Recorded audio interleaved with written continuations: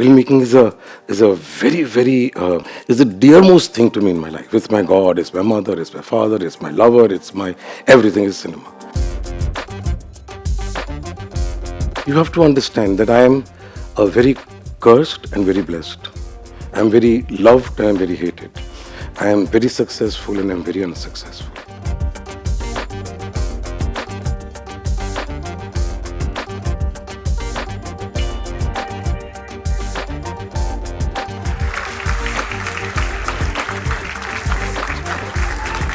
And when you have somebody to talk to, you're not lonely. When you're not lonely, you don't get tired very fast. You don't feel exhausted. You don't feel low in life. And art should be created out of loneliness, yes, out of angst, yes, but out of great joy. Yeah. So now I'm a joyous filmmaker, I'm a happy filmmaker.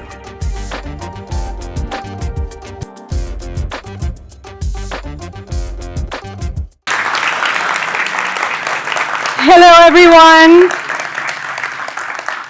Welcome to THR Talks. This is the first on-ground event for the Hollywood Reporter India. And I cannot tell you how thrilled I am to kick it off with an artist who has mesmerized audiences for more than 25 years. I think he has changed the aesthetic of Indian cinema.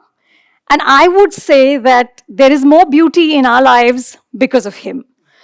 So please put your hands together for the incomparable Sanjay Leela Bhansali.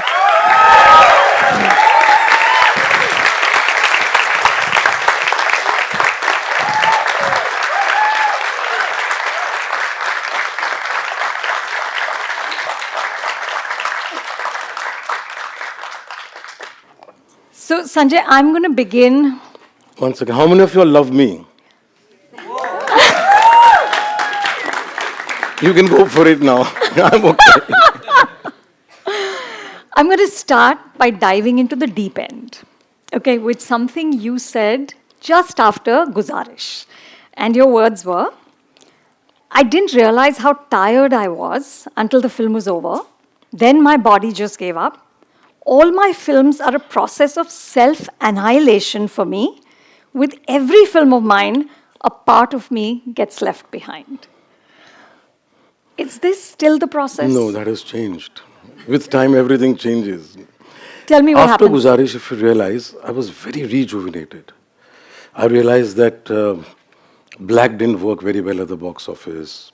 Then Sabaria didn't work well at the box office. Then Guzarish didn't work well at the box office. So maybe it was in one of that state of mind where I said that I'm feeling very tired, I'm feeling I've left behind a lot, which has not been seen or understood or acknowledged. So then you got up and said, well, let me get back to my Bhuleshwar basic melodramatic self. So came Ram Leela, Bajirao, Padmavat, Gangubai, Heeramandi. I'm not tired anymore. And I've yet left a lot of myself in each work that I do. It's very intense. It's my work is like I work like a mazdoor. All those big sets and the opulence and the beauty that you see, it comes out of hours and hours and months and years of hard work, which you enjoy. It's not that you have to just do hard work and labor. You have to enjoy. You have to be inspired doing that work. So I've been very inspired. I've enjoyed doing war sequences for a change and action sequences for a change, and very, very big after Devdas, the big song dance routines. So there was so much of life that came into me, and all that I wanted to pay tribute to great characters like Bajirao, like Padmavat, like Gangubai. And I chose those characters because they are they help me express through my film a part of something that I was, that I am, that I've seen, that I've experienced, otherwise I won't make those films. So part of me still is left behind. I do finish seeing some chapter which closes, then after 2 films I realize it has not gone. Those moments of your life which you grow up with, which inspire you to make a particular character or a particular film, you feel you've said it, you've done it, you have purged, but then you've not. because it again comes back to you in some way. And you realize that, yeah, Gangubai, I know I made two mistakes. I know I left two things behind unsaid. We'll try and solve it somewhere. So a part of me is always going to get exhausted given, but I've now started enjoying because got the love of the audience. When your work is seen, is understood, it is... the audience is interacting with it. They've understood your way of filmmaking. They grant you that place that, okay, we are an audience. We may not like your film sometimes. We like your film sometimes. But I found that dialogue. And when you have somebody to talk to, you're not lonely.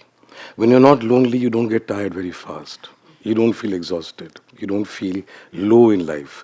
And art should be created out of loneliness, yes, out of angst, yes, but out of great joy. So now I'm a joyous filmmaker. I'm a happy filmmaker. How lovely. Oh.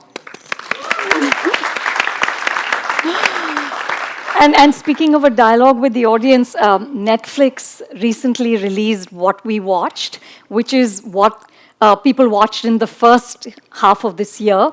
Heeramandi, folks, the only Indian series in the top 100 of Netflix.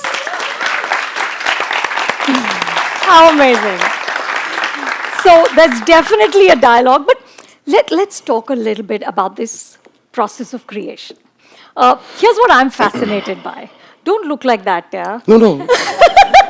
I'm already thinking of how many times have I said it, and I have to say it a little differently one more time. No. Here's my question. Okay, here's my question. Sanjay, you've always said that it's very much a subconscious sort of flowering, right? You told me Lalish came to you when you were taking a shower. Images, characters, lyrics, music, it all just springs out of you. You're not a filmmaker who's fussed about research or rehearsals or, even somebody who's extremely connected to being realistic in that very literal sense. What we see when we come to your cinema is the world you create, right? But making movies is so expensive. It's all about deadlines. The subconscious is so mysterious. It's so unknowable. Is there a contradiction there? Like, how do you sort of make the subconscious work to what you want it to? It's a difficult question, isn't it? You have to understand where I come from in the first place. If you visualize a small little chawl in a 300 square feet, colorless, the walls had no color. And we had a family of 4 or 5 people living in a cramped place. The conversations that I heard early in my life was when my father had invested money in some film called Jhaji Lutera, which was released before I was born. But while I was born and I was growing up and I started understanding words, all I heard was that cinema mein paisa dalna nahi chahiye. Dekho where we've landed up. How do we do? Yet the lure of cinema in my family remained so much that when my grandmother collected some 10,000 rupees out of whatever she was finding, she went and invested in a film called Sone Ke Haath. Those 10,000 rupees to the producer who was my father's friend. We never got that back. But this child who was staying in that house realized that I started living in a dream world. The reality was very harsh. So I would never go anywhere near a realistic film or anything that is real or anything that is, it has to be in my mind. That mind of that real world I rejected.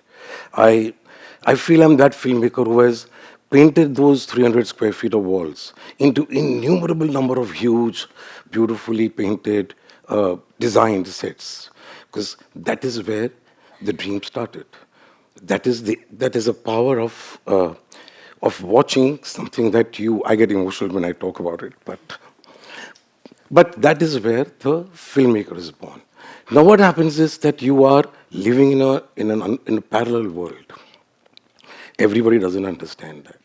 To go with my grandmother to get that 10,000 rupees from the producer took hours and hours of walking back to Kolaba, coming back all the way. She would carry a bottle of water so that if we are hungry, we would drink that water. But is this what cinema does to you? This is the film. My mother used to dance, beautiful dancer. She used to dance in that 100 square feet that she would get. So after that, my heroines danced in the biggest sets ever shot in Hindi cinema. So all that angst, which I was an intelligent kid to understand, to imbibe, to react to translate it into a vision, I want those 10,000 rupees back with interest. So I've made very big films. I've earned the right to make big films. So the subconscious, or what remains in the back, is a lot of angst and chaos. Out of that comes all my work intuitively. It is how I respond. I would not like to, but since I'm here and this is the first and the last time I'll be talking to an audience, um, You're going to have so much fun. You'll want to do this every other month. ask them, not me. So you realize how much power of communication from there affected his child. So all that cinema that comes out of Devdas is a tribute to that alcohol bottle my father cherished. And then every film has a subtext. From that subtext comes out the natural expression. It is not. Here is a story of a spy who goes here and does this, and then there was action and there was beautiful dialogue. No, no, no. It is personal cinema. This cinema is uncomfortable. My films will never be the blockbuster that other directors would give. It's not about counting crores. It's about impressions of what came onto me as an artist. Can I put them back? Filmmaking is a very is the dearmost thing to me in my life. It's my God, it's my mother, it's my father, it's my lover, it's my everything is cinema. If I look at it, in some birth I may have been a poet, in some birth I may have been a musician, in some birth I may have been an architect, in some birth I may have been a painter, in some birth I may have been nothing, but in this birth I'm a filmmaker. And I now take all those experiences because I know that my soul is old. It knows a few things. And that is the subconscious from where things emerge. Because it comes from so many lives. It's abstract. It may be a little awkward for a lot of people to listen and say, what crap, what nonsense is he talking? But this is the time to combine all those births and all that I know from the past into one art form which allows it all to come together.